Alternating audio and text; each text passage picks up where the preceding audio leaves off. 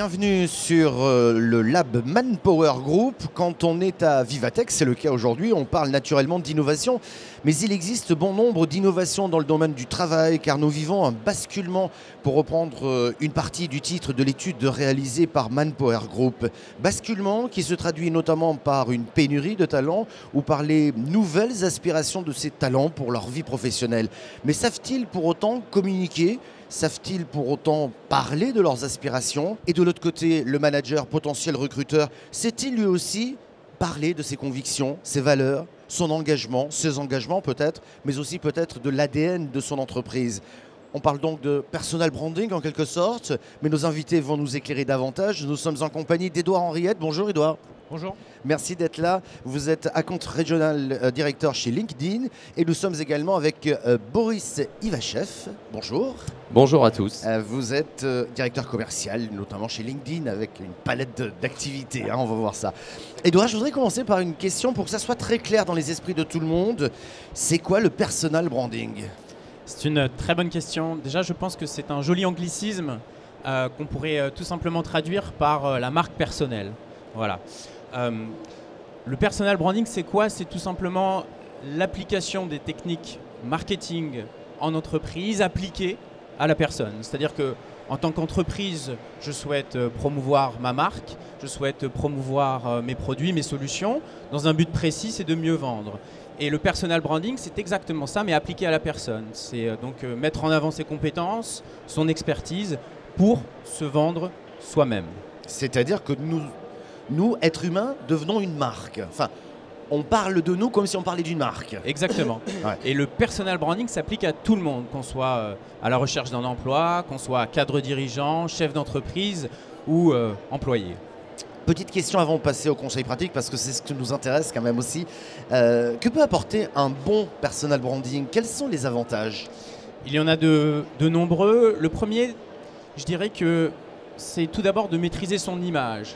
C'est-à-dire que sur LinkedIn, en tout cas, quand vous créez un profil, vous maîtrisez, vous vous décrivez vous-même. Et ce n'est pas les autres qui parlent de vous. Et dans un monde où l'image est très importante, dans un monde où l'on parle de e-réputation, c'est quelque chose qui est pour moi une notion assez cruciale.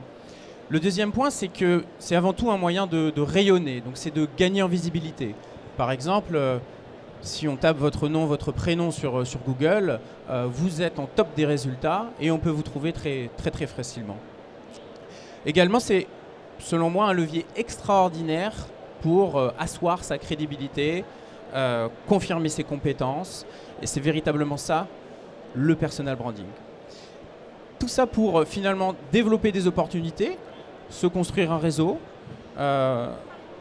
développer des compétences et être au contact d'entreprises qui pourront potentiellement vous proposer le job de vos rêves. Alors, dans ce contexte, il y a des choses à faire pour les faire bien, et puis il y a des choses à éviter, parce que ça peut se retourner contre soi aussi. Et là, je vais donner la parole, vous choisissez, Boris ou vous, Edouard. On va expliquer les conseils pratiques pour faire un bon personal branding. Alors, effectivement, l'idée, c'est, j'imagine que pour une grande partie d'entre vous, la plupart, vous disposez aujourd'hui d'un profil LinkedIn. Donc, vous avez déjà une présence, donc une certaine manière, déjà une personal brand sur LinkedIn. L'idée pour nous, c'est simplement de vous donner un peu quelques, je vais dire, tuyaux ou quelques conseils pour optimiser cette présence. C'est des choses auxquelles il faut vraiment penser. Et on va essayer de vous passer quelques minutes à vous expliquer ça. Est-ce que ça marche? Non, ça ne marche pas. C'est lequel de bouton? Edouard, tu sais lequel c'est ou pas? Alors là, c'est pas ça. Ah, ben voilà. Impeccable. Bon, première chose, ça c'est du classique et du basique. Avoir une photo. Alors, je vous invite à mettre une photo qui soit naturellement une photo plutôt professionnelle. Ok.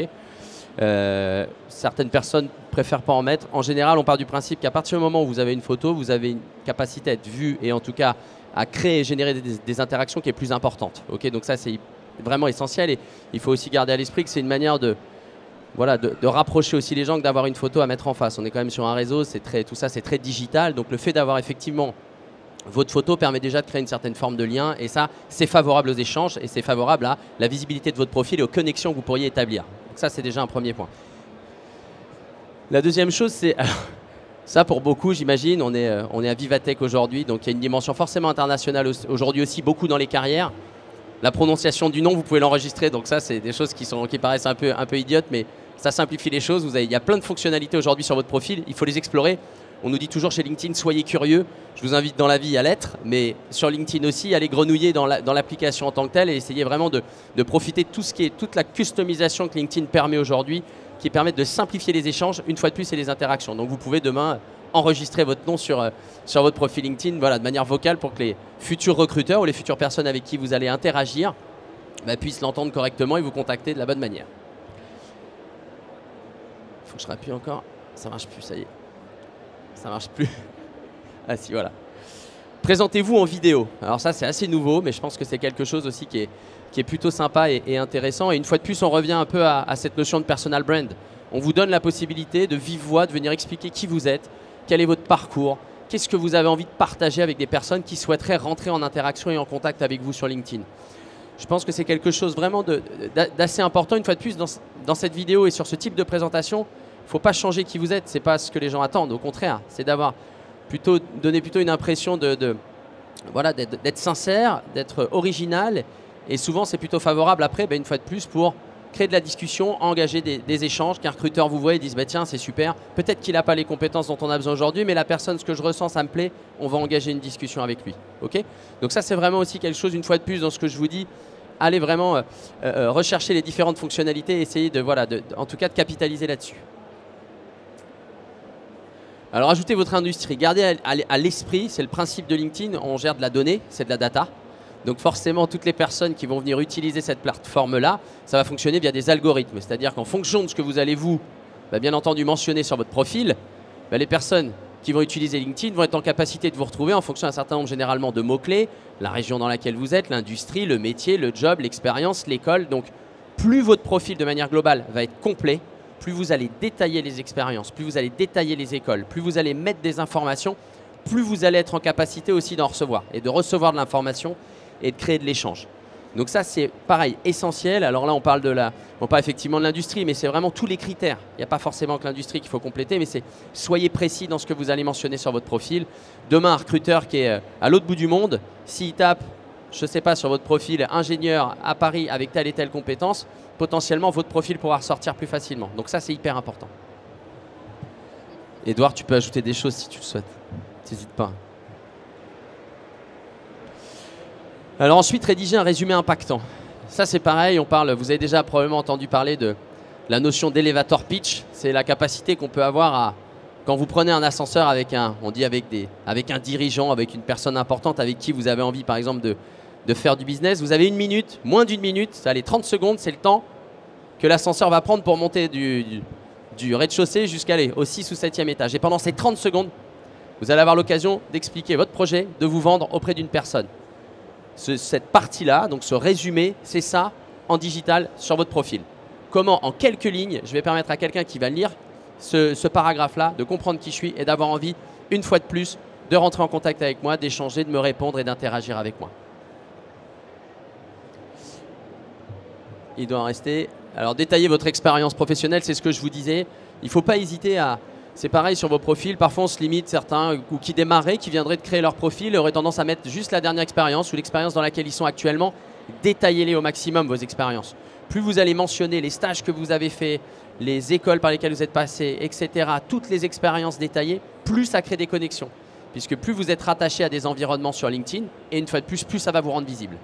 Okay, et plus évidemment, ça donne aussi de l'information aux personnes qui souhaiteraient vous contacter et ça peut mettre en avant également des compétences. Ajoutez vos réalisations. Je pense que vous allez, peut-être que vous le constaterez, vous le constatez déjà, et d'ailleurs chez LinkedIn c'est le cas aujourd'hui. Je ne vais pas dire qu'on recrute de moins en moins des gens sur des compétences, mais ce qui nous intéresse aussi, c'est tout ce qu'il y a autour aujourd'hui des compétences. C'est la capacité qu'on va se projeter à voir un potentiel chez quelqu'un, qu'est-ce qu'il fait, quels sont ses centres d'intérêt, sur quoi il travaille, qu'est-ce qu'il aime. Ajoutez vos réalisations, c'est ça en fait, c'est expliquer qui vous êtes. Et sur votre personal brand, c'est hyper important. Puisque vous allez donner des infos en dehors de « j'ai fait une école d'ingé, donc a priori j'ai les mêmes compétences que tous les autres ingénieurs ». Là, on va sortir de ce cadre-là pour dire « voilà un peu qui je suis moi, voilà sur quoi je travaille, voilà ce qui m'intéresse, voilà les réalisations, les projets sur lesquels je travaille ». Et ça, pour un recruteur, et en tout cas même en général sur LinkedIn, sont des éléments vraiment essentiels. Et ça crédibilise aussi. Ça crédibilise un petit peu tout ce que vous racontez, notamment par l'expérience professionnelle. Donc, Je voudrais juste faire un petit commentaire parce que le temps passe vite. Dans cette description de nos envies, etc., est-ce qu'il n'y a pas un juste milieu pour ne pas passer pour un prétentieux ou un mec qui se la frime là? Non, mais ça revient un petit peu à ce que je disais tout à l'heure. Je pense qu'il ne faut pas en faire des tonnes, quoi. Il faut rester. Pas en faire des tonnes, non, voilà. mais exactement. Il faut juste, rester, être comme vous êtes, expliquer de manière claire et précise, pas chercher à être une autre personne, parce que de toute façon, ça finit toujours par savoir et ça se ressent quand il n'y a pas cette, cette sincérité un peu quelque part derrière votre profil. Donc, je pense que c'est juste ça. C'est dire réellement ce que vous avez fait. Et si vous avez fait beaucoup de choses, fine, mettez-le en avant puisque c'est des choses que vous avez faites. Mais il faut essayer de rester authentique, c'est le mot que je cherchais tout à l'heure. Mais c'est vraiment ce qu'on va rechercher là-dedans. Bon, là, ça revient à ce que je vous disais tout à l'heure, le volontariat, les projets, tout ce sur quoi vous avez travaillé et parlé, c'est des choses qui ont leur place pleinement aujourd'hui sur vos profils LinkedIn. C'est ce qui constitue aujourd'hui votre image, votre marque en tout cas personnelle sur LinkedIn et dans votre vie professionnelle. Ajoutez vos compétences. Alors ça, si j'imagine que vous le savez, vous pouvez venir mentionner tout un tas de compétences sur votre profil LinkedIn. Une fois de plus, ces compétences-là, c'est des critères qui sont utilisés par des personnes sur LinkedIn quand ils l'utilisent pour faire du business, pour recruter des gens, pour chercher des contacts. Plus vous allez ajouter des compétences, plus vous allez être identifié et identifiable sur le réseau. Et bien entendu, ces compétences peuvent être ensuite reconnues par des personnes avec lesquelles vous avez travaillé, qui peuvent dire bah oui, il est super bon en vente, il est super bon en négociation, il est ingénieur, il développe, il fait du Java, etc. Et venir recommander vos compétences pour leur donner du crédit sur le réseau et de vous donner plus de visibilité et renforcer votre personal brand. Demandez des recommandations. Je pense que ça, c'est également un pilier essentiel. Vous avez tous probablement plusieurs expériences dans des entreprises. Et je pense qu'il n'y a pas plus, il y a pas plus important aussi que d'avoir des témoignages sur son profil qui disent voilà, cette personne-là, elle est forte, elle a des compétences là-dedans, voilà ce qui ressort, voilà humainement ce qui peut ressortir. Voilà aussi ce qu'on ne voit pas finalement sur leur profil et que des personnes avec qui vous avez travaillé ont envie de partager, ont envie de dire de vous. Donc vraiment sollicitez des anciens employeurs, des anciens managers ou des personnes avec qui vous avez collaboré dans le cadre de votre parcours professionnel pour leur demander de venir recommander et parler un petit peu de vous pour, une fois de plus, confirmer un petit peu l'image qu'on peut avoir de vous, en tout cas l'image que vous souhaitez donner et partager sur le réseau. Et n'oubliez pas, alors voilà, ça revient un peu à ce que je vous disais tout à l'heure, mais on pourrait passer des heures à vous parler de ce qu'il faut faire ou pas sur LinkedIn, mais d'un point de vue global, donc vraiment, remplissez des informations, il faut vraiment que ça soit le plus complet possible, vos expériences, tout ce que vous avez pu faire, ça c'est essentiel. Et il y a un point aussi qui est très important, c'est la partie publication. Donc vous avez la capacité sur un réseau comme LinkedIn, alors certes d'avoir votre profil, ça c'est un peu la porte d'entrée, mais la capacité aussi à prendre la parole. Et on le fait probablement trop peu, moi d'ailleurs assez peu finalement, mais prendre la parole, c'est vraiment la possibilité de mettre en avant un petit peu vos points de vue, vos réflexions sur des sujets, de créer des discussions, des échanges, des partages. Et une fois de plus, quand vous êtes capable de faire ça, derrière, ça crée des interactions, il y a des commentaires, il y a des gens qui vont rentrer en contact avec vous parce qu'ils ont trouvé votre post pertinent. Donc, plus vous allez avoir cette capacité aussi à travailler sur, un petit peu, on parle d'une ligne éditoriale, de qu'est-ce que j'ai envie de publier et de mettre en avant sur le réseau, plus ça va être bénéfique pour votre marque personnelle. Ouais. Je crois que c'est terminé. Je crois que c'est important quand même de souligner une chose, c'est cette ligne éditoriale, c'est le journaliste qui vous parle là. Non, mais c'est important que ça parte pas dans tous les sens. C'est une marque, donc elle a son ADN finalement, et c'est vous. Donc essayez d'éviter des commentaires, je dirais un peu. On n'est plus sur ça existe encore Facebook, non? Enfin, on n'est plus sur ce réseau-là. Deuxième question, le rythme des publications, c'est quoi? Il y a quelque chose? Je pense qu'il y a plusieurs choses là-dessus. Non, c'est très propre à chacun. Il y a des personnes qui ont cette fibre-là et qui passent beaucoup de temps à publier, etc. Je pense juste qu'il faut avoir à l'esprit deux choses quand on parle un peu de publication et d'éditorial. Il y a des publications que vous pouvez écrire vous-même, qui là vont vraiment faire appel à vous, à qu'est-ce que je pense, de quoi j'ai envie de parler, quel sujet j'ai envie de mettre sur la table aujourd'hui. Et ça, il faut prendre votre plume et le rédiger, mais ça a un impact qui est énorme sur LinkedIn, parce que ça vient de vous, et généralement, ça crée beaucoup de viralité, d'échanges, de discussions, etc. Mais on peut aussi avoir des publications qui sont vous avez lu un article qui est super, il ne faut pas réinventer la roue non plus, hein.